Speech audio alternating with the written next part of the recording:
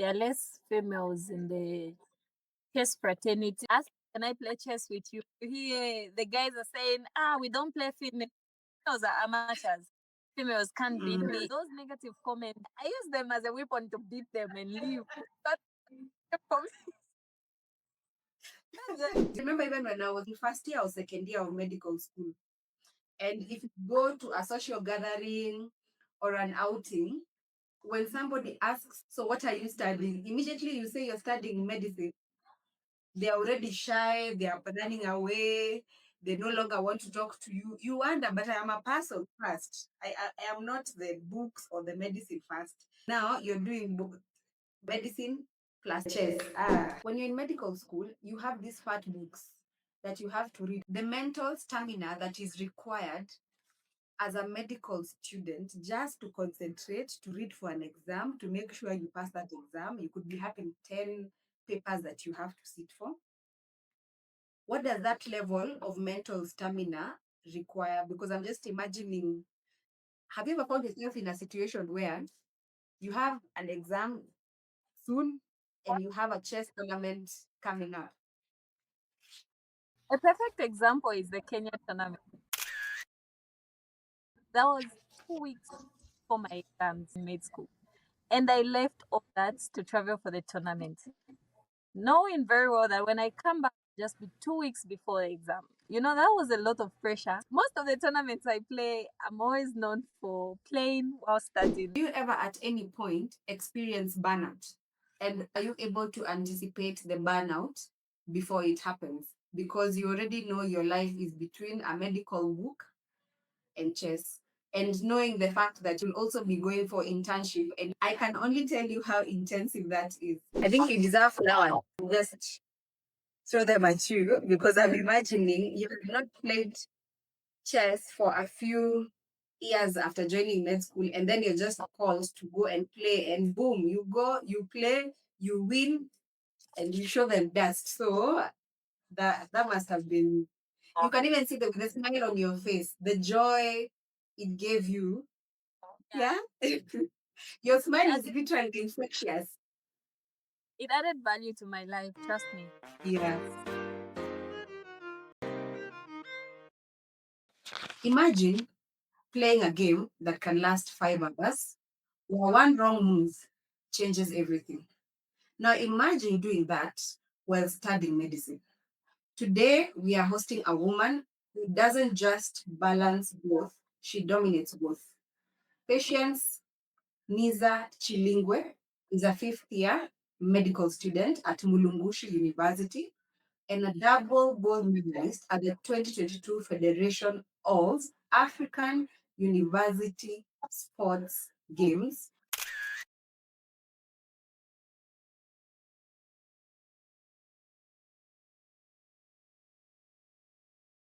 She won gold in classical chess and gold in blitz, mastering both endurance and speed, becoming the first Zambian to ever win a chess tournament at FASU. Lisa, it's such an honor to have you today. Thank you so much. What a good introduction. I hope I gave you credit where credit is deserved. It actually made me think a lot. Like imagine making not only but also life touch. That's awesome. So you're most welcome today. And it's an honor to have you. Today was so exciting for me because it took me back about 10 plus years to being in your shoes. Wow. Yeah, because it's been a few years down the line. So it just took me back a bit. So today, as we start this podcast, I just wanted to know what made you decide to do medicine, and then when did chess enter your life? I knew that I wanted to be a doctor ever since I was little. I was like, wait, I always had this type of just one best that I could be. And as we always put it in our society, that this is just being a doctor, like the best. Then how chess came in? Well, I learned chess when I was in grade 8. Yeah. because in general it was just the fear of running, those activities that you do high school. I'm not the type that like running. I noticed that people who could sit down and that's their sport. Ah, okay. So it means chess came before going to med school, and it was a way of hiding away from sports. I totally understand you. Most people at some point are like, this is too much. You're introduced to football, I don't know, netball, basketball, I don't how many things. And so you shifted to chess. Okay. So at what point did you realize that you are very good at chess? I think the Kenya tournaments.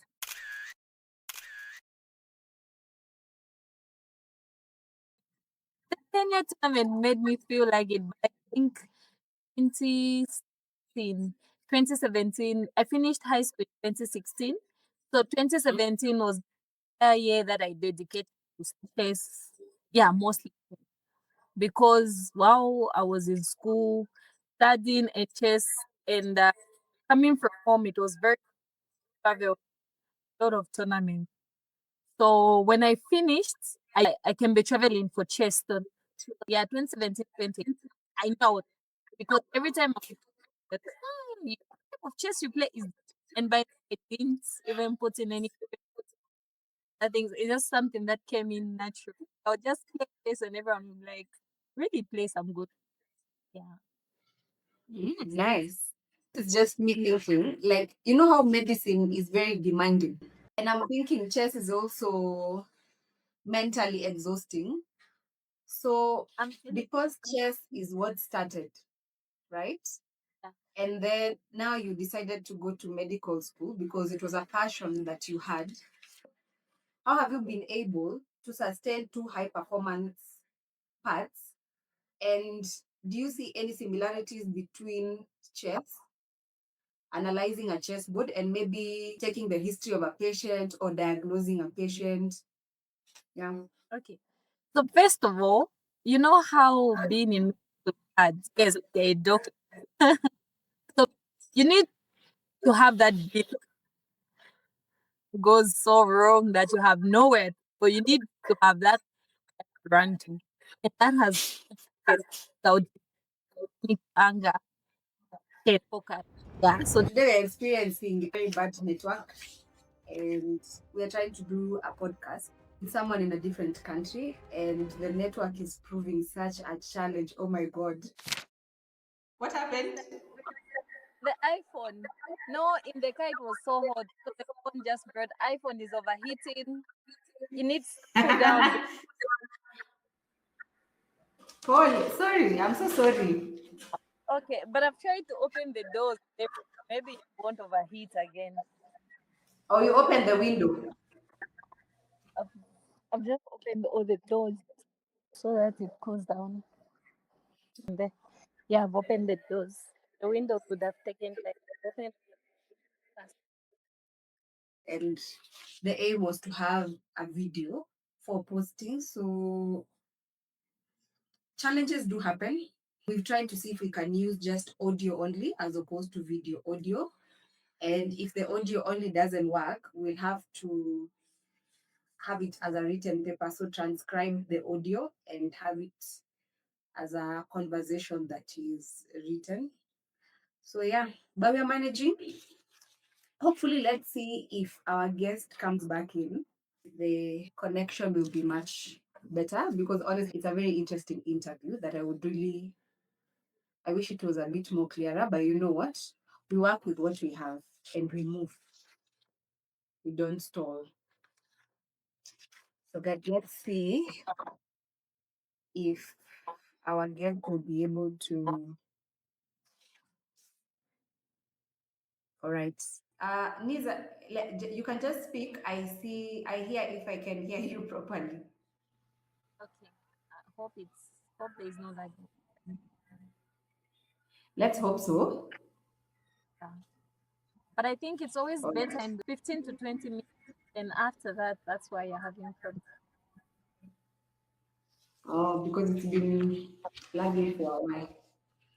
All right. When you're ready, you can just start responding to that question. I'm ready. Okay, so as I was saying. Yeah, so chess has always been there to understand. Then in relation to how chess in my medical field is the skill, the fast analyze, thinking out, going beyond what's just expected. The fact that you're able to go beyond and do that analytical thinking, it must make you very sharp, quick with your patients when you're doing the history and coming up with a diagnosis, which means Chelsea has made you a better medical student, right? Very much, very much. Even my terms of studying and everything, it has really helped. Yes. And if I may ask, you know how when you're in medical school, you have these fat books that you have to read. I don't know if these days you still use the books to read, or now you're more online. But I know from what I have seen and from some of my seniors who are also into chess and they are doctors already, the mental stamina that is required as a medical student just to concentrate, to read for an exam, to make sure you pass that exam. You could be having 10 papers that you have to sit for. What does that level of mental stamina require? Because I'm just imagining, have you ever found yourself in a situation where you have an exam soon and you have a chess tournament coming up? A perfect example is the Kenya tournament. When I traveled to Yes. Kenya, I was that was 2 weeks for my exams. And you know how it happens in med school, where 2 weeks before your exams, that's when your CAs come out. If your CAs are not okay, they'll give you makeup tests, everything just to help you in med school. And I left all that to travel for the tournament, knowing very well that when I come back, just be 2 weeks before the exam. You know, that was a lot of pressure. I remember most of the tournaments I play, I'm always known for playing while studying. When I was in fourth year, I was playing the Zusa games. I was playing. When I'm waiting for other people to finish their games, I'll go there and that has always been my life. If I'm not playing chess, I'm studying to make up for the time. Do you ever at any point experience burnout? And are you able to anticipate the burnout before it happens? Because you already know your life is between a medical book and chess. And knowing the fact that you'll also be going for internship, and I can only tell you how intensive that is. So, how do you prevent burnout? Have you ever been burnt out? I do most of the times. I think the burnout doesn't really kick in, not until I'm giving up everything. My performance is the worst. One thing I've realized is bouncing back. Chess, I can't drop medicine. But always when it comes to being in med school or chess, I always prioritize school because I can't wait to graduate. I'm tired. Yeah. All right. So, you mentioned that you rarely get burnt out. And you even mentioned you can't really wait to graduate. So, what are some of the kind of self care techniques that you usually utilize for yourself so that you actually don't get to the point of burnout? And try link it with how do you manage stress during exams and tournaments at the same time? Yeah, I can't really say I'm myself together. I'll cry while studying. It got on the hang. First, I understand pressure always comes, Mhm. so you need to focus. I have a bit of an emotional question for you because you already said sometimes when things become a bit stressful, you find yourself crying, go in a corner, cry, finish, come back, and move on, as opposed to dwelling to situations. So when you realized you had won a double gold, what did that feel like for you? And what did it mean? And does it mean to become the first Zambian to win a chess tournament at FASU? Have you ever had a feeling of wanting more? It was a realization that I could actually do better. Like it something in my chess career that I can become who I want at any time.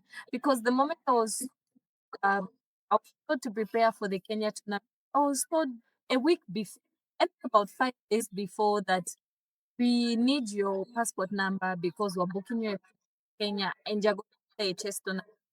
By then, I was a second year going to third year, and I had not played chess for because in my early medical years, I put sides to focus on school. So I had played chess for like 2 years. Then I thought, prepare and prepare. I wasn't ready. So it made me realize I can be powerful, I can be great when I put my mind. Because being in Mm. Kenya just made me, it made me think I was very far from home. And I was playing people I've never played before. Like I don't know the difference. I don't know them. I don't care. I just don't know if I have to game. I'm not going to be embarrassed here. That was just the plan. So on the part of how that made me feel, it's still kicking, I took the praises from people. It hasn't yet kicked in for me. It's still, I just want to do better. I just want to work hard. And I think you deserve now and just throw them at you because I'm imagining you have not played chess for a few years after joining med school, and then you're just called to go and play, and boom, you go, you play, you win, and you show them best. So that must have been. You can even see the smile on your face, the joy it gave you.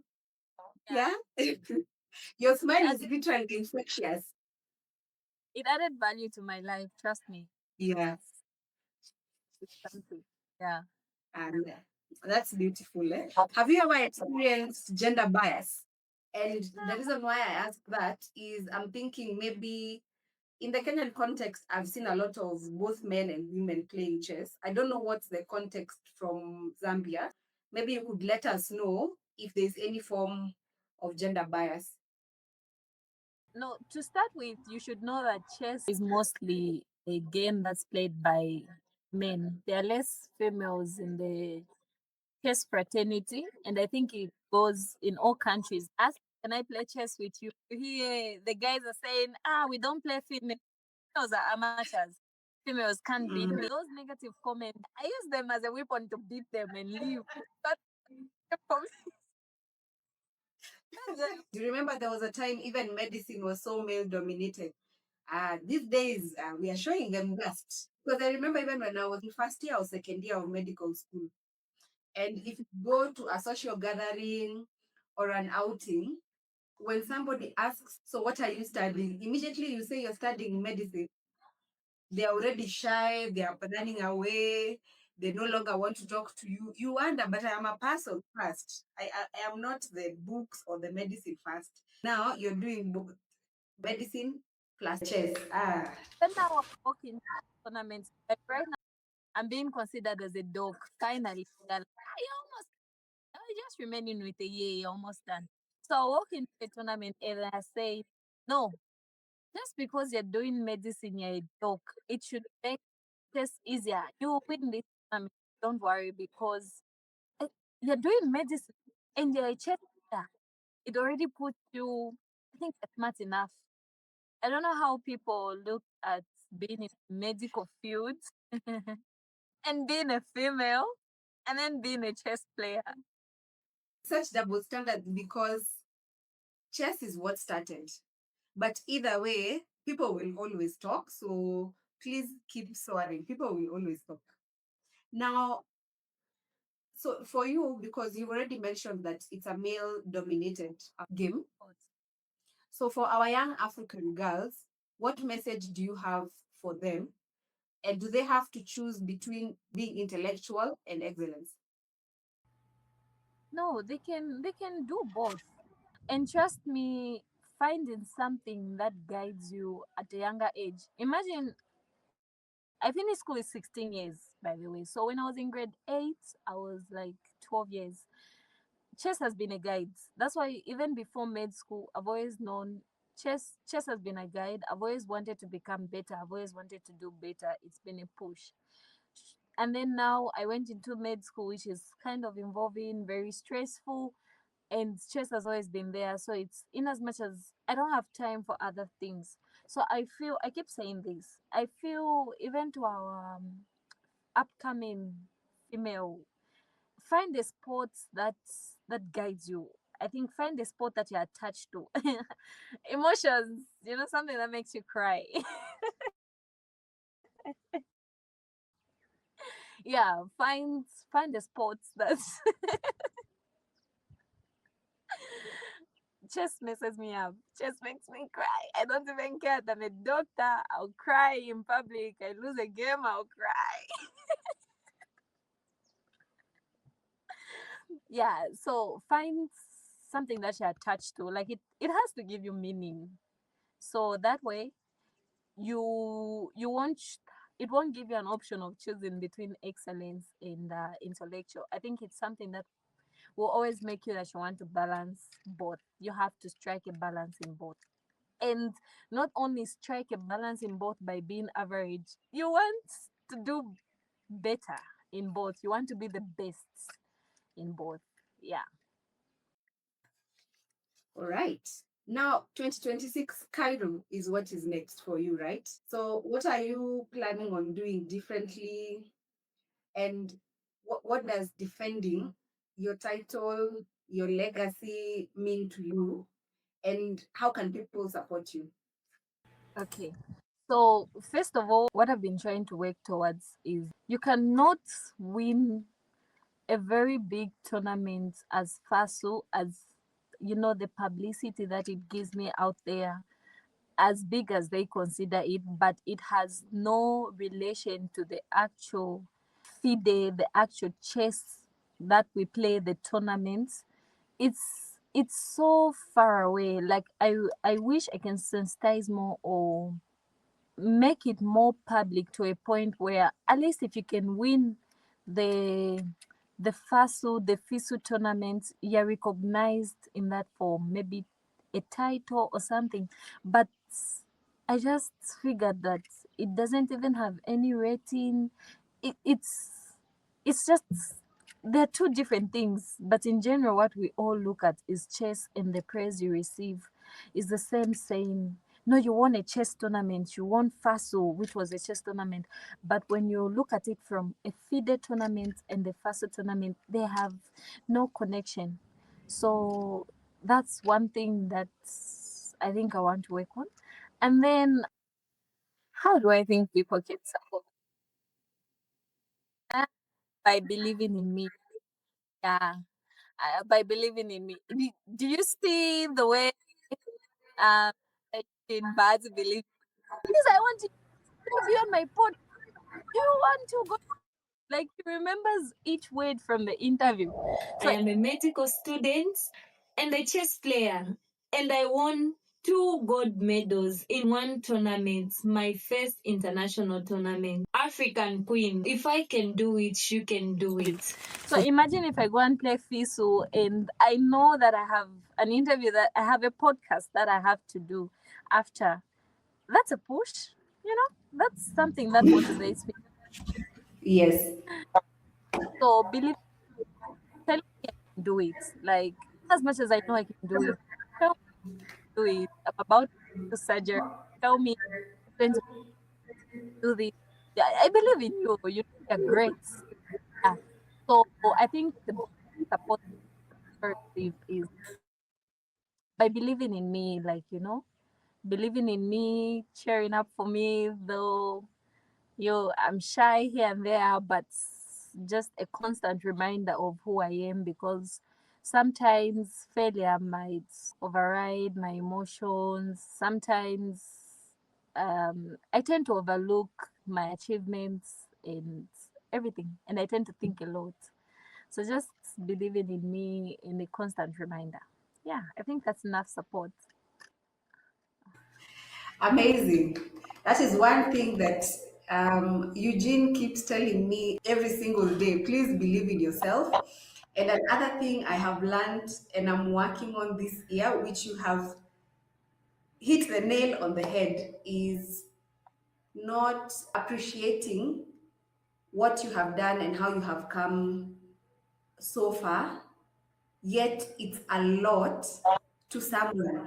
You know, already just even in the African context, just finishing primary school, finishing high school, and going to college is an achievement. And Very big. now we are in, we've gone to medical school, you're playing chess, you're about to do internship, and God willing, specialize. You know, sometimes we take small things for granted. And we look at the other bigger picture, the money, what car am I driving? I don't know what. But when you look at what you've already achieved, it's big. You're actually a voice in your country, in East Africa, in Africa, that can champion young girls and women to believe in themselves and to know that these things are actually possible to do with or without a support system. Because you know what? At times, you're your own support system. The noise around you is just saying, you can't do this, you can't do that, you're not capable, etc. Yeah. So I have a very interesting something small for you to do. So it's more of like a quick grab, and you just answer the first thing that comes to your mind, right? So coffee or tea when you're studying? Tea. All Tea. right. Classical or blitz? Although I think I know the answer to this one already. Your answer is wrong. Classical or blitz? I like classical. Honestly, classical. I don't know. Really? Classical. Oh my. You know, I would have pegged you for blitz because there's a point you mentioned where you said you don't like doing for over 5 hours. And I figure classical is where you're playing for a very long period of time, not the short ones. I would have gone for blitz, but last weekend, today, but Tuesday, I was playing a blitz tournament and it didn't come out so good. So now I told myself I don't like blitz. I would rather play a classical tournament. I beat. I think classical when it comes to classical, but when it comes to doing it for fun, I would go for what I don't know. But when it comes to doing it for something for good result, for yeah, perfection, I think I'll go for classical. So classical for now. All right. Anatomy or physiology? Anatomy. I love them. Huh? For me, mm-mm, I can mm-mm. If my anatomy teacher was looking at me right now, one on one, especially the brain. you know I wanna be a neurosurgeon. Eh? You want to become a neurosurgeon? Where are the flowers? Eugene, you know, these are not small things. You know, Neurosurgeon. in some of the courses I've done, I've specialized. I've done public health, and then I've done something called integrative medicine. Eh? So when you do public health, you're called amorphous. Like you don't lie anywhere. You're not because you're not in the clinical. So Yeah. hey, but you really do well. You really do well. You will do very well in the. I'm looking in the neurosurgeon field. So because of the way you have that. Yeah. Yeah. Yes, yes. All right. So what's one chess move that describes your personality? E4. Eugene, come back. What is E4?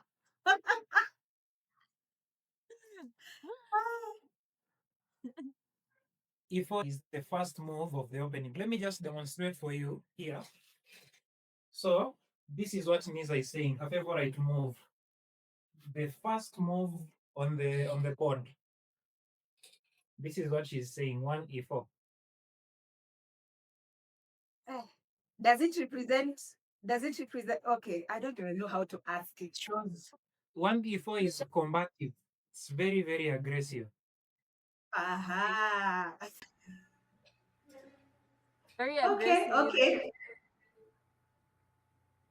It's toxic. Not like toxic.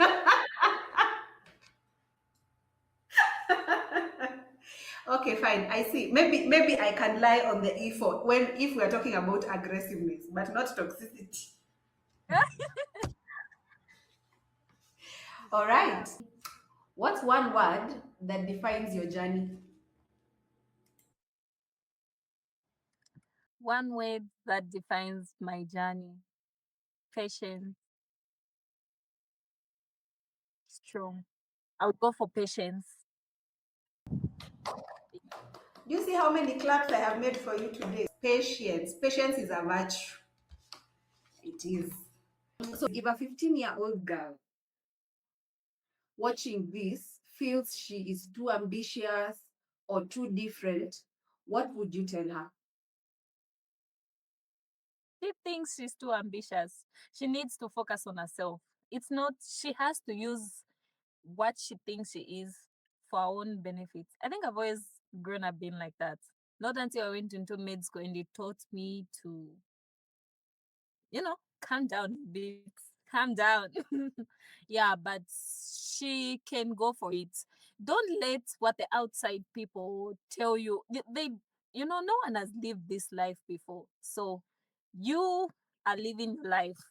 You feel that way because you've realized how far you can go. You've made a plan, you've imagined, you have this vision. So work towards that. Go for it, and don't listen to what people have to say. It's your life, you know? No one has lived this life before. We're all living it for the first time. You can achieve what you want to achieve. It's your life. It's all you. Everything lies in your hands. Even things that we feel we don't have control over. So long that in in your boundary, it's something that you can do. You can do wonders. So go for it. You feel it, put it into action. Ah, that is beautifully said. Yeah. I feel like, please become a mentor in my life. Sometimes we always think it is the senior to become the junior's mentor. Yeah.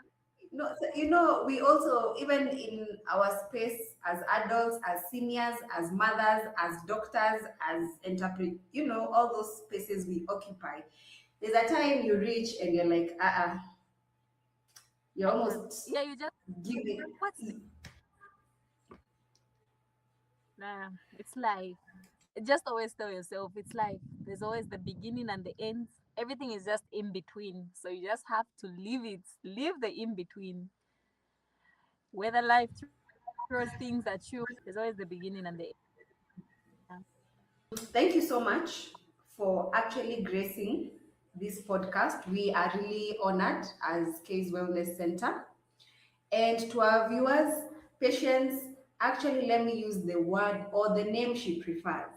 Niza's story reminds us that African excellence is patient, is visionary, it lies in your hands, it's disciplined, intentional, and very resilient. And always remember, it's your life you're living. So to support her journey to Cairo, Egypt this year in August 9th to the 16th of 2026, and as she follows her path in medicine and chess, share this conversation, like, put it as a notification to amplify her story. If you're a student, a parent, or an institution watching this, invest in talent early. It's never too late. And at Case Wellness Center, we believe peak performance requires intentional wellness. Say hi to our relatives in Zambia. Some of us are linked to Zambians. I'm just saying, I've been there once for a public health conference. Oh, It was the CPHIA 2023. Yes, the third international conference. Because I went for the second one in Rwanda, and then I came for the third one in Zambia, and I've not come back again. it was in Lusaka. Of course, yes, it was in Lusaka. I just can't remember the building, I'm but sure it it was was. in Lusaka. That's the last time I was there, and I really enjoyed. Well, I enjoyed myself. Oh It was. yeah. I think I was more there to learn the country than even go for the conference. I went to the market. I went and saw where you buy these things that fly when it rains. Not bloomer. Inswa. What do we call What them here? is it? Inswa. They're like butterflies like that, but they peel the like caterpillar. Yeah. Yes, yes. And I was like, these people eating these things, my God. And they're just in the market, like you're selling tomatoes. So yeah, I got a chance to go to the local market. I walked around, just enjoying your culture, seeing what it is. I just didn't ask. Of course, I've forgotten the names of those things, but different in any way or light. Yeah, we're just an African context. We are all the same. Yeah, true. True. All right.